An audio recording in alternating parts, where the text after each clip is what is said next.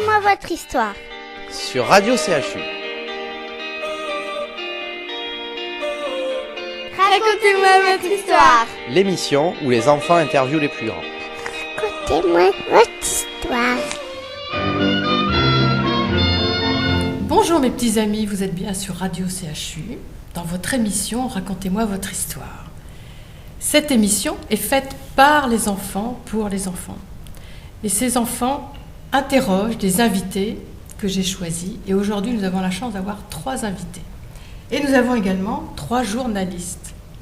Et le premier journaliste s'appelle... Léo. Bonjour Léo, super que tu sois venu. Nous avons une invitée qui s'appelle... Manon.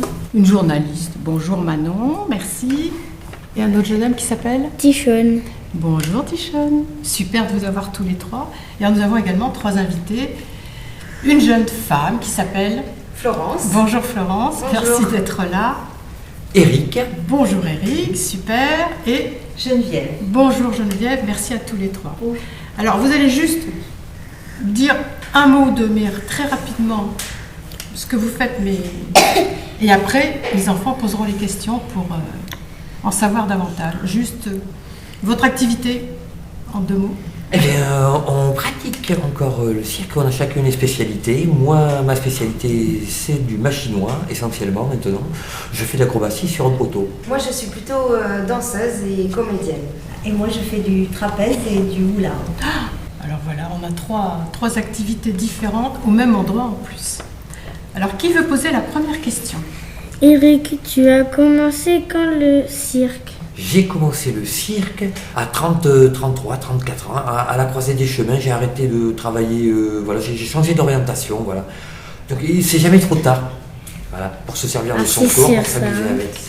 Tu as fait des spectacles dans des écoles? Dans des écoles, oui, j'ai appris dans des écoles et on joue dans des écoles. On joue dans des festivals, on joue dans tout un tas d'endroits, mais on joue pour des écoles. On a une version, donc du coup, ça fait que des fois, on a été amené, là, notre spectacle, par exemple, d'en faire une version jeune public.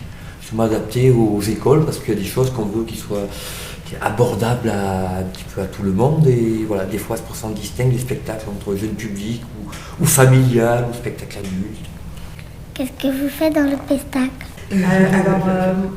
Moi, je fais donc du trapèze et du hula hop et aussi du jeu. Et puis, je danse avec Florence. Voilà, et on a des personnages, on n'est pas tout à fait comme dans la vie. Il y a des numéros que je fais toute seule, et puis il y a des numéros qu'on fait ensemble. Donc avec Florence, je disais, on fait de la danse Bollywood, de la danse indienne. On fait des claquettes des fois tous les 3. On fait aussi de la manipulation de chapeaux. C'est comme du jonglage, mais avec des chapeaux. Moi, je fais dans le spectacle, je fais un petit peu de flamenco, manipulation de chapeau et du jeu d'acteur. Et moi c'est ça, je fais un petit peu de chapeau, le machinois surtout, c'est un peu en fil, et puis des conneries au milieu. Des trucs décalés quoi, un peu clownesques. C'est quoi le machinois? C'est un poteau. C'est un poteau qui peut être à des tailles complètement différentes, ça dépend de la hauteur du plafond, quoi. Là, on aurait pu en mettre un, mais il aurait été court. Et ça aurait été un peu bas parce qu'il faut de la hauteur pour faire certaines figures. Mais du coup, ça peut être, souvent c'est à 6 mètres ou à 8 mètres. C'est un poteau qui fait 8 mètres de haut. Comme un poteau, il peut y avoir un poteau électrique, un poteau... voilà, on s'amuse à monter dessus, à redescendre, à faire des figures dessus. Voilà, c'est complet, c'est un sport complet. Voilà, ça c'est Superman. Ça c'est une figure sur le machinois, ça, comme Superman. Et qu'est-ce que c'est la Fatale Compagnie? Alors, c'est notre compagnie qu'on a montée il y a 17 ans. Voilà, au départ, on n'était que tous les deux avec Eric. On a monté cette compagnie pour faire notre cirque comme on avait envie de le faire. Voilà, et au début, on avait un spectacle muet, tous les deux, en duo. On faisait des portées et du trapèze. Burlesque. Ouais. Voilà, genre cinéma muet en fait, avec des cascades, des choses comme ça. Et puis après, au bout de quelques années, on a travaillé avec d'autres gens et du coup, on s'y agrandit. Mais ce qui est bien, c'est que le muet, c'est un langage universel et qui passe toutes les frontières. Du coup, on a pu jouer dans d'autres pays que la France. Puis, d'ailleurs, on parle de muet, mais vous connaissez le cinéma muet? Non. Vous avez déjà regardé Charlie Chaplin, Ah oui, Et ça Charlot, oui. voilà, ouais, Charlot. Ça, c'est Buster Keaton, des choses comme ça. Buster Keaton, vous connaissez ou pas? Non. Parce que ça...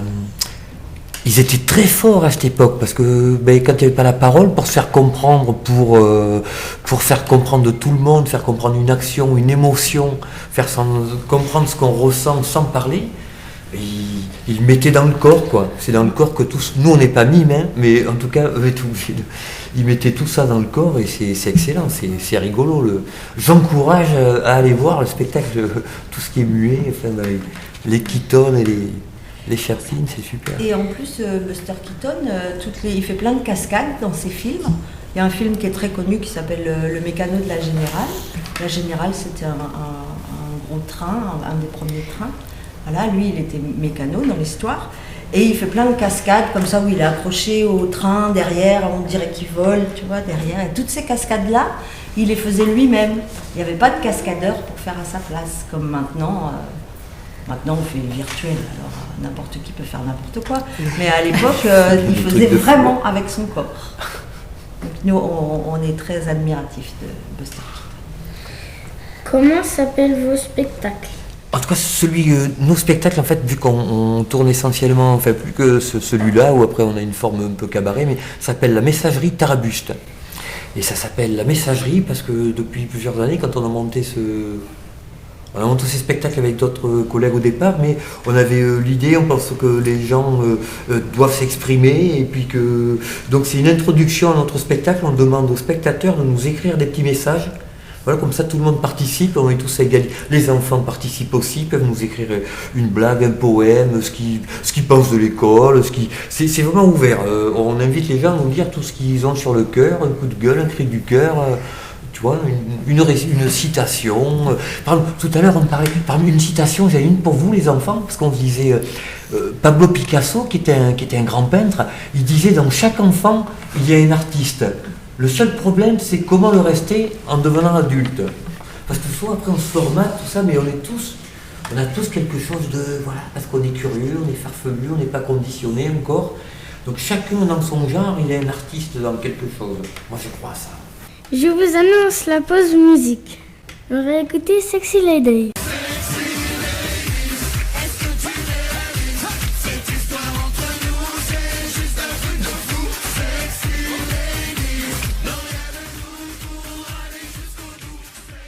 Eric, tu faisais quoi à l'opéra? Je faisais un fantôme. Ah. Du vaisseau fantôme de Wagner. Enfin, j'ai fait plusieurs opéras, mais je faisais de la voltige, et des fois ils demandent des acrobates pour faire des choses que c'est pas les chanteurs qui vont le faire, donc ils cherchent des figurants des fois pour des situations plus ou moins dangereuses, ou des fois parce que sur Carmen ils demandent des déportés, sur des voilà. Selon les opéras, ils ont besoin de gens qui ont des compétences particulières et ils nous font venir. C'est grâce à l'opéra que j'ai plus que ça. C'est grâce à l'opéra. Parce que pour le vaisseau fantôme, comme on était des fantômes, il fallait qu'on se mette pas qu'on voit nos cheveux. Donc on se mettait des faux crânes, des faux trucs là, on passait 1 heure à décoller. Alors ils nous ont proposé, si vous voulez, on vous rase la tête. Alors les garçons, on a dit tous, ouais, il n'y a qu'à nous raser la tête, on ira plus vite à la douche. Ça sera plus vite fini. Et moi j'ai gardé ça quand même. J'en ai gardé un petit morceau. C'est chouette l'opéra. Mais l'opéra, c'est un bel environnement. Il y a des gens qui chantent, il y a des choristes, il y a des musiciens. T'as 80 chanteurs comme ça d'un coup. C'est agréable comme petit boulot. Vous faites où vos spectacles?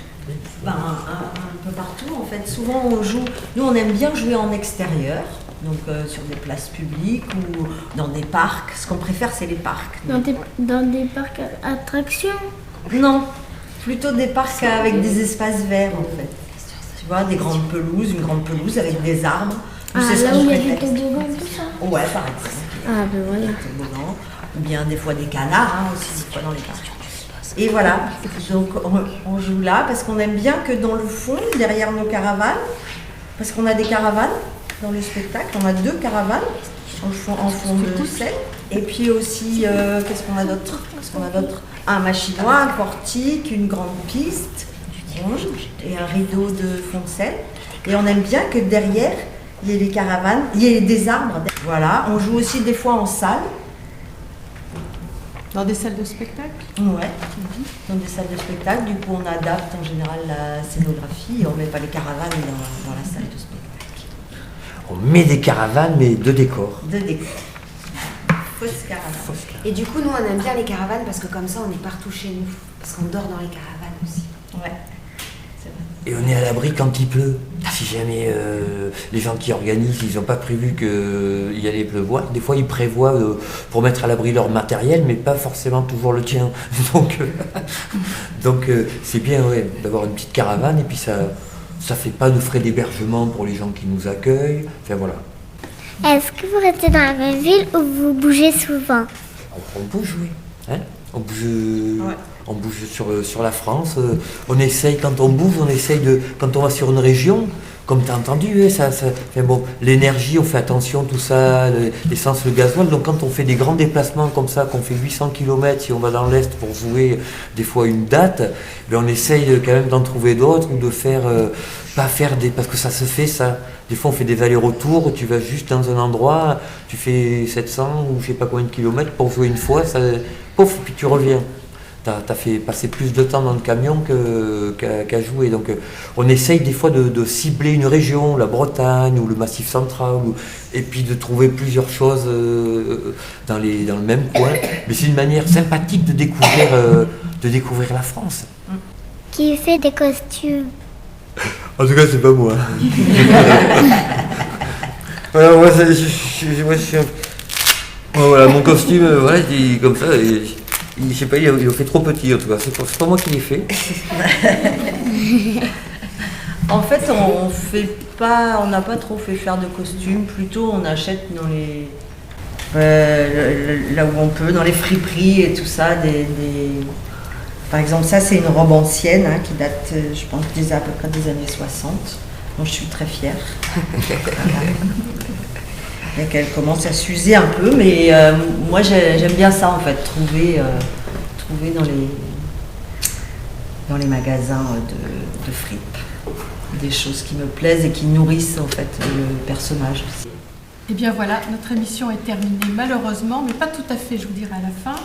Mais je vais remercier Léo et sa maman. Merci maman, merci Léo, au revoir. Je remercie Manon, au revoir. Au revoir Manon, tu as posé de belles questions. Et merci Tichonne. Tu as été très vivante, tu as posé plein de questions, c'est génial. Merci, au revoir. Au revoir. Je remercie mes 3 invités, mais je vais les remercier, mais ils vont nous faire quelque chose incroyable. Incroyable, mais tu as raison. Donc on terminera l'émission sur l'intervention de mes 3 invités. Je remercie donc Florence, Geneviève et Eric. Merci à tous les 3 de vous être déplacés et de nous avoir fait rire, parce qu'on a entendu beaucoup. Léo n'a pas beaucoup parlé, mais il a beaucoup ri, et nous tous. Okay. Merci de nous avoir invités. J'espère que vous allez revenir une prochaine fois. Avec plaisir. Avec plaisir. Merci Pierre de nous avoir enregistrés. Vous avez les meilleurs que tout le monde. Et donc on termine l'émission sur l'intervention de nos 3 invités. Au revoir Du mes petits amis. spectacle.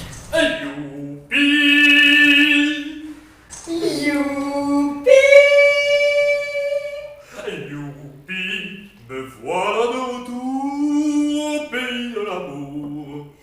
Youpi! Youpi, j'ai appris de chanter, chanter, rechanter. Chanter que j'aime la tarte aux poètes, chanter plus fort que les trompettes. Youpi! Je suis le torero de l'amour. Je suis beau. Il est beau.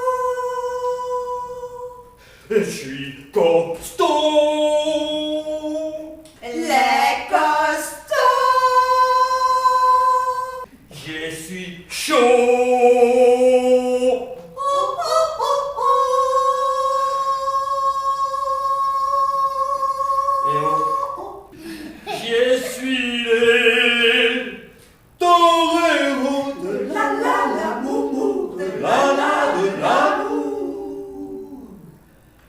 youpi, youpi.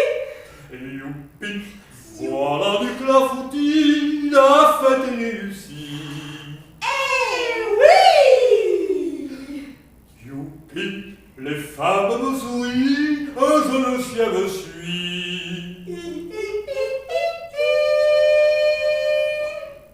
Devant mon habit de lumière, un petit fond à les paupières. Youpi! Je suis le torero,